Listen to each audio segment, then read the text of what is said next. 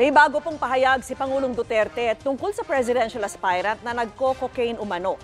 Sagot po ng Pangulo sa mga nagtatanong kung bakit hindi niya pinahuli, iba raw kasi ang mga mayayaman na nagdodroga umano sa mga yate o habang nasa ere. Hindi pa rin tinukoy ng Pangulo kung sino ang kandidatong yan. Sinabi niya yan ng pasinayaan ng Pangulo ang kakatapos lang na airport at seaport development project sa General Santos City.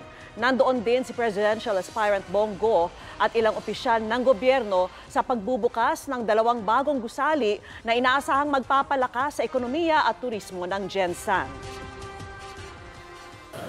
Totoo yan. There's a candidate who was using cocaine. And you can ask yung mga mayaman. And sabi ng polis, bakit hindi natin hinuli? Bakit hindi mo hinuli, Presidente? Hindi mo alam ang mga mayaman. They go on yate,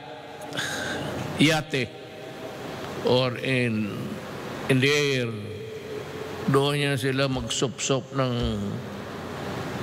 ano nila. Hindi ako nag-ano. Pero kung maniwala kayo,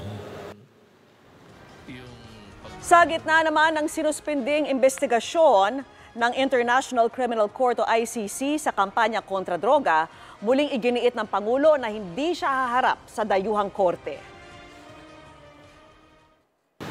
I will not, for the life of me, face a tribunal tapos with the judges there are all whites. Hindi ako haharap ng tribunal ng mga puti. No. If I go to jail, it must be a sentence imposed by a Filipino judge.